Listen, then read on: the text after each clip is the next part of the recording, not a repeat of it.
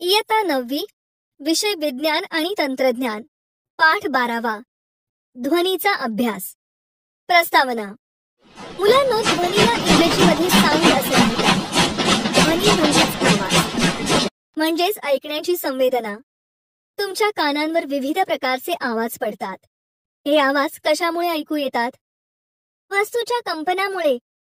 बरोबर, वस्तूच्या कंपनामुळे ध्वनीची निर्मिती होत असते. उदाहरणार्थ, तुम्ही सतार पाहिली असेल. सतारीची तार छेडली म्हणजे त्या तारांवरून बोट फिरवले की त्यातून आवाज बाहेर पडतो. तसेच ढोलकीचा आवाज तुम्ही ऐकता. ढोलकीवर थाप मारली की त्यामध्ये कंपनामुळे आवाज निर्माण होतो. ध्वनी हे यांत्रिक कार्य घडवून आणते, त्यामुळे ते एक ऊर्जेचे रूप आहे. ध्वनीची गती ही तिच्या वारंवारतेवर अवलंबून असते, कारण ध्वनी ही एक प्रकारची ऊर्जा असून ती आपल्या कानात ऐकण्याची संवेदना निर्माण करते व ती तरंगावर अवलंबून असते. तर या पाठामध्ये आपण ध्वनीच्या विविध संकल्पनांचा अभ्यास करणार आहोत. सर्वप्रथम आपण ध्वनी तरंगात माध्यमाच्या कणांचे दोलन व ध्वनी प्रसरणाची दिशा यातील संबंध काय आहे ते समजून घेऊ. ध्वनी प्रसरणासाठी माध्यमाची गरज असते. ध्वनी तरंगामुळे माध्यमात संपीडन म्हणजे अधिक घनतेचे क्षेत्र व विरलन म्हणजे कमी घनतेचे क्षेत्र यांची एक शृंखला तयार होते. ही शृंखला तयार होताना अनुतरंग व अवतरंग निर्माण होत असतात. माध्यमांच्या कणांचे दोलन आपल्या मध्यस्थितीच्या आजूबाजूस तरंग प्रसारणाच्या समांतर दिशेने होते. अशा तरंगांना अनुतरंग म्हणतात. तर आपण जेव्हा पाण्यात खडा टाकतो तेव्हा पाण्यातील तरंगात पाण्याचे कण वर खाली दोलन करताना आढळून येतात. हे दोलन तरंग प्रसारणाच्या दिशेने लंबवत असतात, त्यांना अवतरंग म्हणतात. ध्वनी तरंग. ध्वनी तरंगाच्या स्वरूपात प्रसारित होतो. ध्वनी स्रोताभोवती हवा असते. ध्वनी स्रोताचे कंपन होऊ लागले की त्याच्या लगतच्या हवेचा थरही कंप पावतो. ध्वनी स्रोतापासून सर्व दिशांना ध्वनीच्या कंपनाची लाट पसरत जाते. या लाटेलाच ध्वनी लहर व ध्वनी तरंग असे म्हणतात. मुलांनो, ही आकृती पहा.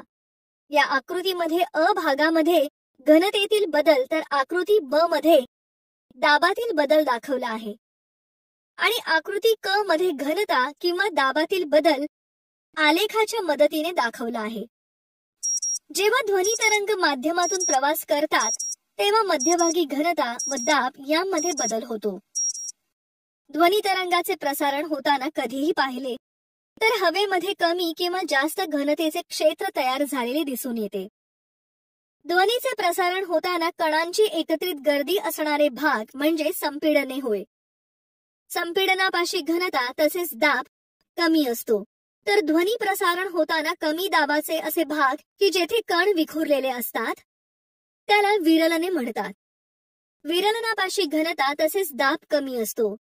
दोन लगतच्या संपीडनातील किंवा दोन लगतच्या विरलनातील अंतरास ध्वनी तरंगाची तरंग लांबी म्हणतात. ध्वनी तरंगाची तरंग लांबी. ध्वनी तरंगाची तरंग लांबी लॅम्डा या ग्रीक अक्षराने दाखवली जाते. तर ध्वनीची वारंवारता ही न्यू या ग्रीक अक्षराने दाखवतात. तसेच आयाम हा ए या इंग्रजी अक्षराने दर्शवला जातो. माध्यमातील एखाद्या बिंदूपाशी घनतेचे एक आवर्तन पूर्ण होण्यासाठी जो कालावधी लागतो त्याला तरंगकाल असे म्हणतात. हा तरंगकाल इंग्रजीतील टी या अक्षराने दर्शवतात. मुलांनो, हे लक्षात ठेवा की वारंवारतेच्या मूल्यावरून ध्वनीचे स्वरमान म्हणजेच उच्च नीचता ठरते. तर आयामाचे मूल्य ही ध्वनीची महत्ता म्हणजेच तीव्रता ठरवते. तुम्ही संगीतातील सा रे ग म प ध नी हे स्वर ऐकले असतील. या स्वराच्या वारंवारता एकमेकांमध्ये वेगवेगळ्या सूत्राने जोडल्या गेल्या आहेत. त्या पुढील प्रमाणे आहेत. सा 440 हर्ट्ज, रे 494 हर्ट्ज, ग 554 हर्ट्ज, म 587 हर्ट्ज, प 659 हर्ट्ज, ध 740 हर्ट्ज, नी 831 हर्ट्ज, सा 880 हर्ट्ज. मुलांनो, स्त्रियांच्या आवाजातील स्वरमान म्हणजेच कमी अधिकपणा पुरुषांच्या आवाजाच्या तुलनेत जास्त असतो. हा मुख्य फरक पुरुष व स्त्रियांच्या आवाजाच्या वारंवारितेत आढळतो. ध्वनीचा वेग. ध्वनी म्हणजे आवाज. हा आवाज आपल्याला ऐकू येण्यासाठी आवाजामध्ये एक प्रकारचा वेग असावा लागतो. समजा तुमच्या वर्गाच्या एका कोपऱ्यातून जर तुमच्या मित्राला हाक मारली तर ती दुसऱ्या बाजूकडे आपल्याला ऐकू येते. हे कशामुळे घडते? तर ध्वनीमुळे. हे समजण्यासाठी आपण एक कृती करूया. हा पहा, लोखंडी पाईप आहे. या पाईपाच्या एका टोकाला एक विद्यार्थी उभा राहील आणि साधारण 20 ते 25 फूट अंतरावर दुसरा विद्यार्थी उभा राहील. आता दुसरा विद्यार्थी दगडाच्या सहाय्याने पाईपावर आघात करेल आणि पहिला विद्यार्थी पाईपाला कान लावून पाईपातून येणारा आवाज ऐकेल. सांगा, आघात केल्यानंतर काय झाले? पाईपामधून आवाज ऐकू आला. बरोबर. पाईपावर दगडाने आघात केला तर पाईपातून जसा आवाज ऐकू येतो तसाच आवाज हवेतूनही ऐकू येतो. हवेतून आलेल्या दगडाच्या आवाजापेक्षा पाईपातून आलेला आवाज आधी ऐकू येतो. त्यामुळे आपण असे म्हणू शकतो की ध्वनीचा वेग हवेपेक्षा लोखंडामध्ये जास्त आहे. यावरून आपण ध्वनीची व्याख्या खालीलप्रमाणे करू शकतो. तरंगावरील संपीडन किंवा विरलनासारख्या एखाद्या बिंदूने एकक कालावधीत कापलेले अंतर म्हणजे ध्वनीचा वेग होय. ध्वनीचा हा वेग काढण्यासाठी वेग बरोबर अंतर छेद काल हे सूत्र वापरतात. ध्वनी तरंगाचा कुठलाही बिंदू टी म्हणजे तरंगकाल या काळात लॅम्बडा तरंग लांबी एवढे अंतर पार करतो. म्हणून ध्वनीचा वेग पुढील प्रमाणे ठरवता येतो. वेग बरोबर तरंग लांबी छेद तरंगकाल, v बरोबर लॅम्बडा छेद टी. म्हणून वेग न्यू बरोबर डेल्टा, v बरोबर न्यू लॅम्बडा, कारण 1/t बरोबर न्यू म्हणजे ध्वनीचा वेग बरोबर वारंवारिता गुणिले तरंग लांबी. समान भौतिक स्थितीत असलेल्या माध्यमातील ध्वनीचा वेग सर्व वारंवारितांकरिता जवळपास सारखाच असतो. स्थायू माध्यमापासून वायू माध्यमापर्यंत ध्वनीचा वेग कमी कमी होत जातो. आपण कोणत्याही माध्यमाचे तापमान वाढवले तर ध्वनीचा वेगही वाढतो. पुढील तक्त्यात विविध माध्यमात 25 अंश सेल्सिअस तापमानाला ध्वनीचा वेग किती आहे ते दिले आहे. त्याचे तुम्ही निरीक्षण करा. अशा प्रकारे विविध माध्यमात 25 अंश सेल्सिअस तापमानाला ध्वनीचा वेग दिसून येतो. इटालियन भौतिकशास्त्रज्ञ बोरेली व विवियानी यांनी 1660च्या दशकात ध्वनीची हवेतील गती मोजली. ही गती दूर असलेल्या बंदुकीतून गोळी सुटताना निघालेला प्रकाश व आवाज आपल्यापर्यंत पोहोचण्याच्या वेळावरून त्यांनी मोजली. ही गती 350 मीटर प्रति सेकंद इतकी होती, जी आजचे स्वीकृत मूल्य 346 मीटर प्रति सेकंद याच्या खूपच जवळ आहे. ध्वनीचा वायूमधील वेग. वायूच्या माध्यमातून जाणाऱ्या ध्वनी तरंगाचा वेग हा वायूच्या भौतिक स्थितीवर अवलंबून असतो. भौतिक स्थिती म्हणजे वायूचे तापमान, त्याची घनता व त्याचा रेणुभार होय. तापमान. ध्वनीचा वेग माध्यमाच्या तापमानाच्या टी वर्गमुळाच्या समानुपाती असतो. म्हणजेच तापमान चौपट झाल्यास गती दुप्पट होते. म्हणून v समानुपाती वर्गमुळात टी. घनता. ध्वनीचा वेग माध्यमाच्या घनतेच्या वर्गमुळाच्या व्यस्त प्रमाणात असतो. म्हणजेच घनता चौपट झाल्यास गती अर्धी होते. म्हणून v समानुपाती 1 वर्गमुळात p. रेणुभार. ध्वनीचा वेग हा माध्यमाच्या रेणुभाराच्या वर्गमुळाच्या व्यस्त प्रमाणात असतो. म्हणजेच v समानुपाती 1 वर्गमुळात m. विचार करा. ऑक्सिजन वायूचा रेणुभार 32 तर हायड्रोजनचा रेणुभार 2 असतो. यावरून समान भौतिक स्थितीत ध्वनीचा वेग हायड्रोजन मध्ये ऑक्सिजन पेक्षा चौपट असेल हे आता आपण सिद्ध करूया. v समानुपाती 1 वर्गमुळात m. म्हणून v गुणिले h वर्ग छेद v गुणिले o वर्ग बरोबर 32/2 बरोबर वर्गमुळात 16. वर्गमुळात 16चे वर्गमूळ 4 आहे. म्हणून ध्वनीचा वेग हा हायड्रोजन मध्ये ऑक्सिजन पेक्षा चौपट म्हणजेच 4 इतका होईल. श्राव्य, अवश्राव्य व श्रव्यातीत ध्वनी. श्राव्य म्हणजे ऐकू येणारे ध्वनी. मानवी कानाची आवाज म्हणजेच ध्वनी ऐकण्याची मर्यादा 20 हर्ट्झ ते 20,000 हर्ट्झ इतकी आहे. म्हणजेच या वारंवारितेमधील ध्वनी मानवाचे कान ऐकू शकतात. म्हणूनच या ध्वनीला श्राव्य ध्वनी म्हणतात. अवश्राव्य ध्वनी. अवश्राव्य म्हणजेच ऐकू न येणारे ध्वनी. मानवी कान 20 हर्ट्झ पेक्षा कमी व 20,000 हर्ट्झ पेक्षा जास्त वारंवारिता असलेले ध्वनी ऐकू शकत नाही. म्हणून 20 हर्ट्झ पेक्षा कमी वारंवारितेच्या ध्वनीस अवश्राव्य ध्वनी म्हणतात. दोलकाच्या कंपनाने निर्माण झालेला ध्वनी भूकंप होण्यापूर्वी पृथ्वीच्या पृष्ठभागाची कंपने होऊन निर्माण झालेला ध्वनी हा 20 हर्ट्झ पेक्षा कमी वारंवारितेचा म्हणजेच अवश्राव्य ध्वनी आहे. वेल, मासे, हत्ती, गेंडा या प्राण्यांमार्फत अवश्राव्य ध्वनी काढले जातात. म्हणून 20,000 हर्ट्झ पेक्षा जास्त वारंवारितेच्या ध्वनीला श्रव्यातीत ध्वनी म्हणतात. कुत्रा, उंदीर, डॉल्फिन, वटवाघूळ अशा प्राण्यांमध्ये विशेष अशा काही क्षमता असतात. म्हणून असे प्राणी मानवाला ऐकू न येणारे म्हणजेच श्रव्यातीत ध्वनी ऐकू शकतात. त्यांच्यामध्ये असलेल्या या क्षमतेमुळे त्यांना काही आवाजांची चाहूल लागते जी आपल्याला लागत नाही. माणसाच्या दृष्टीने श्राव्य नसणारे काही सूक्ष्म आवाज कुत्र्याला ऐकू येतात. त्यामुळे त्याला कोणाचीही चाहूल आपल्या अगोदर लागते, हे तुम्ही अनुभवले असेल. 5 वर्षांखालील लहान मुले, काही प्राणी व कीटक 25,000 हर्ट्झ पर्यंतचा ध्वनी ऐकू शकतात. डॉल्फिन, वटवाघूळ, उंदीर यांसारखे प्राणी श्रव्यातीत ध्वनी निर्माणही करू शकतात. इतिहासात डोकावताना तुम्हाला मी आता वटवाघूळ या प्राण्याविषयी थोडी माहिती सांगते. इटालियन शास्त्रज्ञ स्पालांझानी याने वटवाघुळाच्या शरीरातील रचनेचा शोध प्रथम लावला.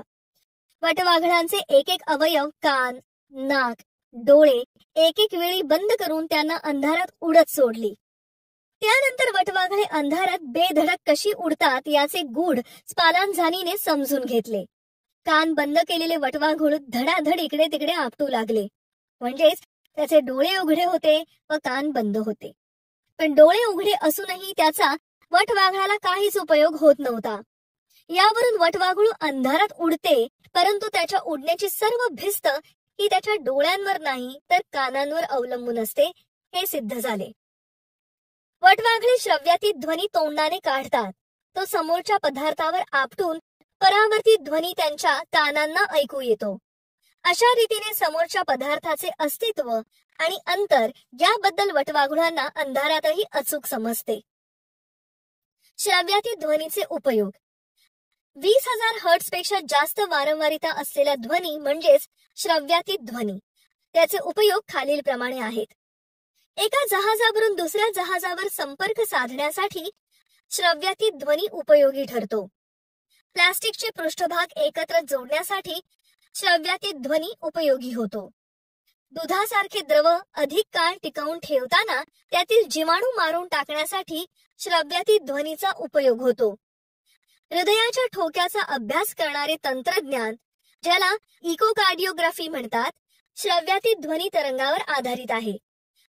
मानवी शरीराच्या अंतर्गत अवयवांच्या प्रतिमा श्रव्यातीत ध्वनीने मिळवता येतात.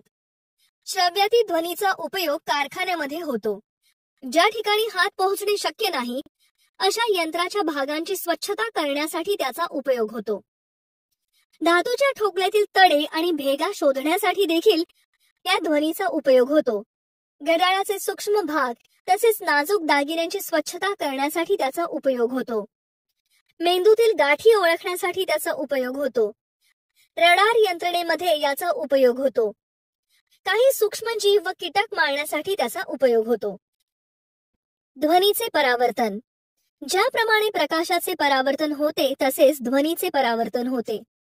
मात्र ध्वनीचे परावर्तन होण्यासाठी मोकळ्या जागेची गरज असते. ध्वनी परावर्तनाचे व प्रकाश परावर्तनाचे नियम सारखेच असतात. ध्वनी ज्या दिशेने जातो व परावर्तित होतो त्या दिशा परावर्तक पृष्ठभागाच्या स्तंभिकेशी सारखेच कोन करतात व ते एकाच प्रतलात असतात. हे समजण्यासाठी आपण एक कृती करूया. ही आकृती पहा. या आकृतीत दाखवल्याप्रमाणे एक कार्डबोर्ड घेऊन त्यापासून पुरेशा लांबीच्या 2 एकसारख्या नळ्या तयार करा. त्यानंतर टेबलावर भिंतीजवळ त्या नळ्या ठेवा. एका नळीच्या उघड्या टोकापाशी एक घड्याळ ठेवा आणि दुसऱ्या नळीच्या बाजूने आवाज ऐकण्याचा प्रयत्न करा. हा ध्वनी ऐकण्यासाठी दोन्ही नळ्यातील कोन आकृतीत दाखवल्याप्रमाणे असू द्या. आता तुम्ही आपाती कोन θ1 व परावर्तन कोन θ2 मोजा. येथे आपाती कोन व परावर्तन कोन दोन्ही समान आहेत, म्हणून घड्याळाचा आवाज स्पष्ट ऐकू येतो. पण जर उजवीकडची नळी थोडी उचलली तर ध्वनी स्पष्ट ऐकू येणार नाही. ध्वनीच्या परावर्तनासाठी खडबडीत किंवा चकचकीत पृष्ठभागाची गरज असते. ध्वनीचे चांगले परावर्तक व अयोग्य परावर्तक.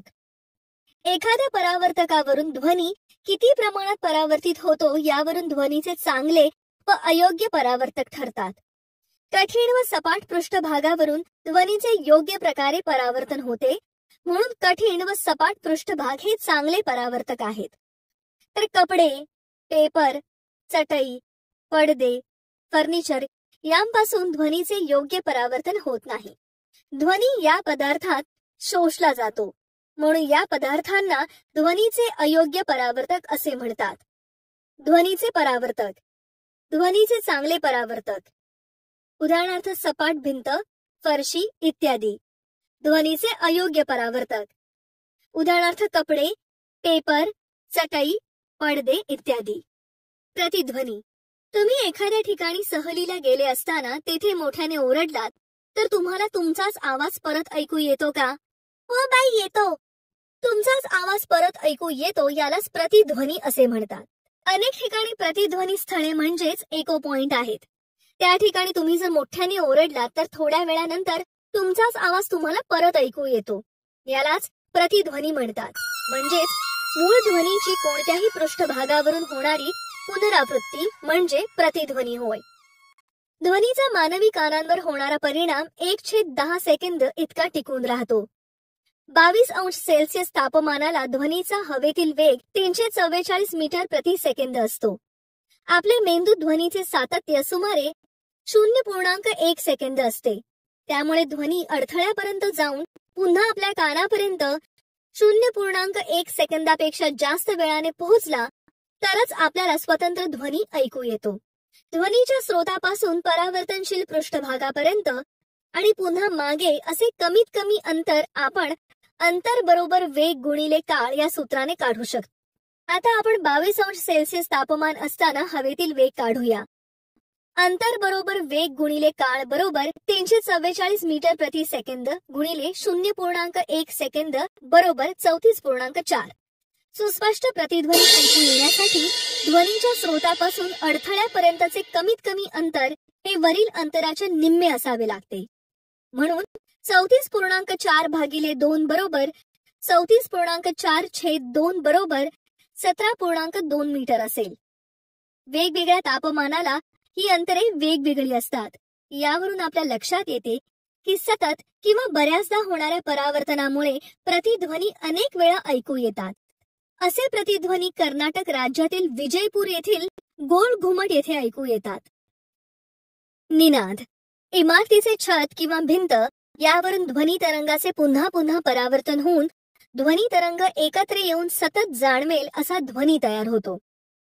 त्याचा परिणाम ध्वनीचे सातत्य राहण्यात होते. यालाच निनाद असे म्हणतात. बरं, समजा तुम्ही रिकाम्या किंवा नुकत्याच बांधून पूर्ण झालेल्या बंदिस्त घरामध्ये गेलात तर घरात गेल्यानंतर मित्रांशी गप्पा मारताना तुम्हाला काय जाणवेल? आमचा आवाज घुमतोय असे वाटते, त्यामुळे बोललेले स्पष्ट ऐकू येणार नाही. बरोबर. परावर्तित ध्वनी एका पाठोपाठ एक ऐकू येतात आणि आवाज वाढत जातो. त्याचप्रमाणे रेडिओ किंवा म्युझिक सिस्टमचा आवाज शक्य तितका मोठा केला तर परावर्तित ध्वनी एकमेकांच्या आड येतात. त्यामुळे गोंधळात टाकणारा व वाढत जाणारा आवाज ऐकू येतो. तो आवाज आपल्या कानाला सहनही होत नाही. यालाच निनाद असे म्हणतात. मुलांनो, ही आकृती पहा.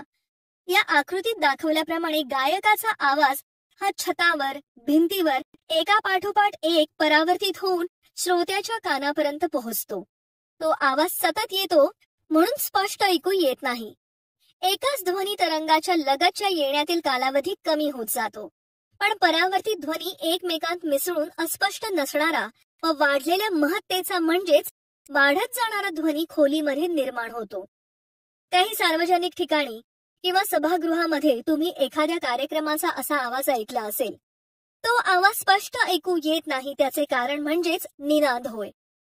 अशा सार्वजनिक सभागृहे इमारतीतील निनाद कमी करण्यासाठी तेथील वर्गखोलीची रचना अशी करावी की समोरासमोरील भिंती व छत व जमीन यातील अंतर 17 मीटरपेक्षा कमी ठेवावे, किंवा जमिनीवर कार्पेट घातले, भिंतीवर पडदे सोडले तरी या गोष्टी आवाज शोषून घेत असल्याने निनाद कमी होतो.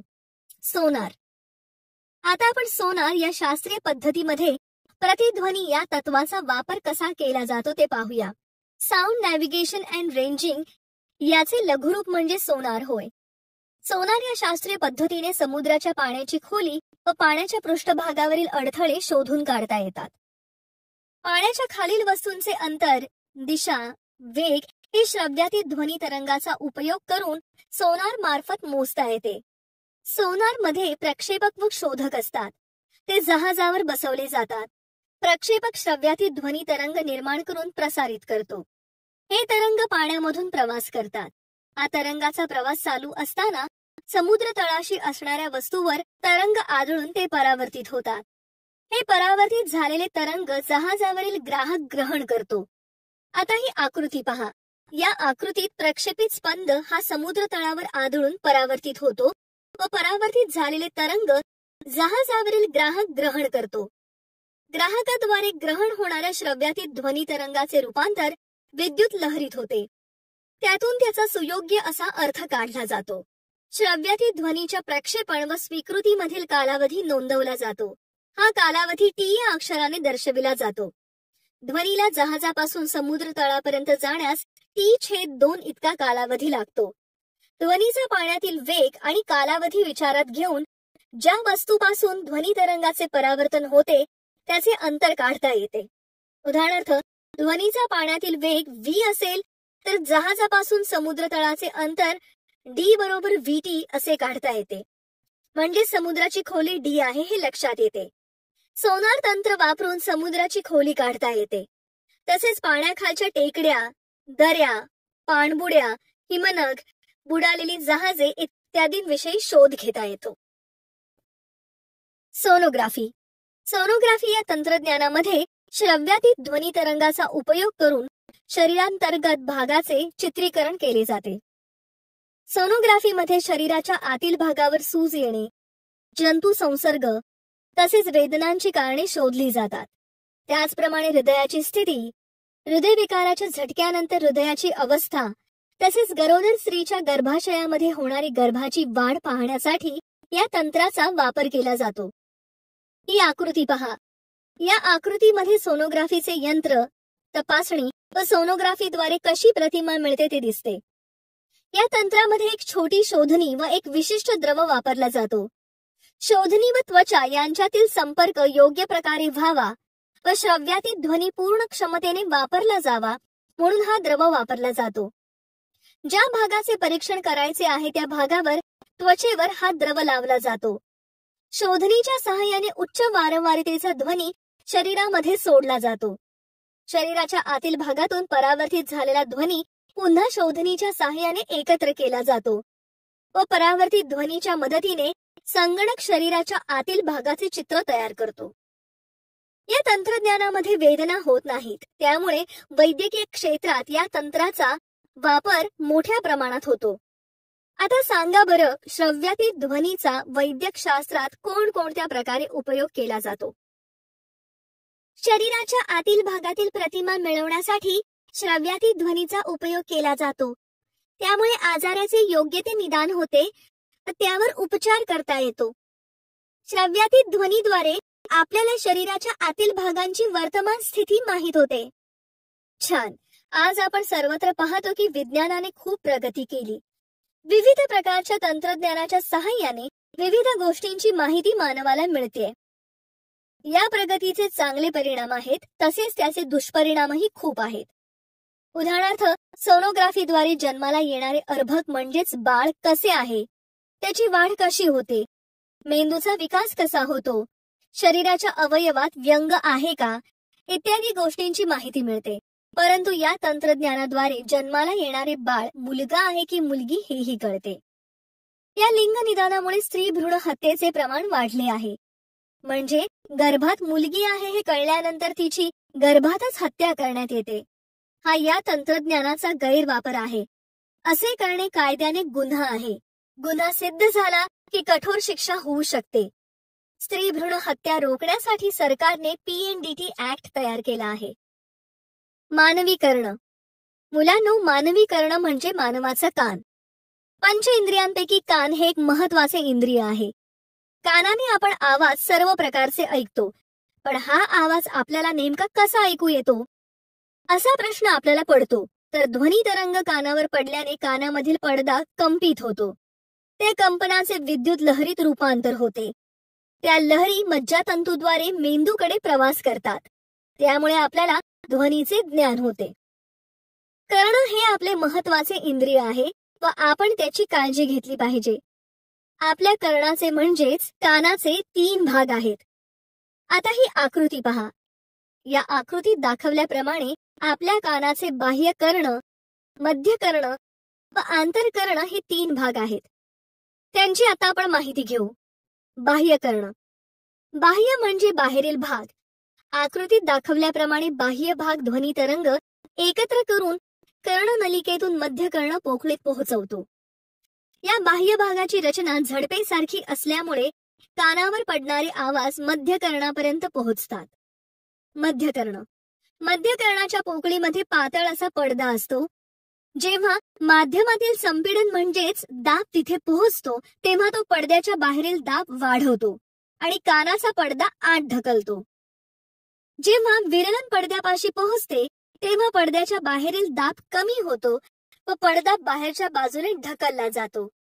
अशा प्रकारे ध्वनी तरंगामुळे पडद्याचे कंपन होते. आंतरकर्ण. आकृतीमधील हा भाग गोगलगाईच्या शंखाप्रमाणे दिसतो. ध्वनीविषयक मज्जातंतूंचा भाग आंतरकर्णाला मेंदूशी जोडतो. आंतरकर्णात गोगलगाईच्या शंखाप्रमाणे चक्राकार अशी पोकळी असते. तिला कर्णावर्त असे म्हणतात. कर्णावर्तामध्ये कानाच्या पडद्यापासून आलेली कंपने स्वीकारून मज्जातंतूद्वारे विद्युत संकेताच्या स्वरूपात मेंदूकडे पाठवली जातात. यानंतर मेंदूत त्या संकेताचे विश्लेषण केले जाते. कान हे ऐकण्याचे व शरीराचा तोल सांभाळणारे महत्वाचे ज्ञानेंद्रिय आहे. पण कान स्वच्छ करण्यासाठी कानामध्ये काडी, टोकदार वस्तू घालू नये. तसेच इयरफोनच्या सहाय्याने मोठ्या आवाजात गाणी ऐकू नयेत, कारण त्यामुळे कानाला गंभीर प्रमाणात दुखापत होऊ शकते. कधी कधी तर कायमचा बहिरेपणा येऊ शकतो. आता आपण काही उदाहरणे सोडवूया. 5 किलोहर्ट्झ वारंवारिता व 25 सेंटीमीटर तरंग लांबी असलेल्या ध्वनीला 1.5 किलोमीटर अंतर पार करण्यासाठी किती वेळ लागेल? वारंवारिता बरोबर 1.5 किलोहर्ट्झ. वेळ बरोबर किती? बरोबर 1.5 गुणिले 10⁻³ हर्ट्झ. तरंग लांबी बरोबर 25 सेंटीमीटर बरोबर 0.25 मीटर. अंतर बरोबर 1.5 किलोमीटर बरोबर 1.5 गुणिले 10⁻³ मीटर. ध्वनीचा वेग बरोबर वारंवारिता गुणिले तरंग लांबी, म्हणून V बरोबर 1.5 गुणिले 10⁻³ गुणिले 0.25, म्हणून V बरोबर 0.375 गुणिले 10⁻³, म्हणून V बरोबर 375 मीटर प्रति सेकंद. ध्वनीचा वेग आपल्यास मिळाला तर वेळ बरोबर अंतर छेद वेग म्हणजेच T बरोबर S छेद V बरोबर 1.5 गुणिले 10⁻³ छेद 375 बरोबर 1500 छेद 375 बरोबर 4 सेकंद. म्हणून ध्वनीला 1.5 किलोमीटर अंतर पार करण्यासाठी 4 सेकंद लागतील. सोनारच्या सहाय्याने समुद्रातील पाण्यामध्ये ध्वनी तरंग प्रक्षेपित केल्यानंतर 4 सेकंदांनी प्रतिध्वनी प्राप्त झाला तर त्या ठिकाणी समुद्राची खोली किती असेल? समुद्रातील पाण्यामध्ये ध्वनीचा वेग बरोबर 1550 मीटर प्रति सेकंद. दिलेले सर्वप्रथम समुद्रातील पाण्यामध्ये ध्वनीचा वेग बरोबर 1550 मीटर प्रति सेकंद. प्रतिध्वनी ऐकू येण्याचा कालावधी बरोबर 4 सेकंद. ध्वनी तरंग समुद्राच्या तळापर्यंत जाण्यास लागलेला कालावधी वेळ बरोबर अंतर छेद वेग बरोबर 4/2 बरोबर 2 सेकंद. अंतर बरोबर वेग गुणिले वेळ बरोबर 1550 गुणिले 2 बरोबर 3100 मीटर, म्हणून त्या ठिकाणी समुद्राची खोली 3100 मीटर असेल.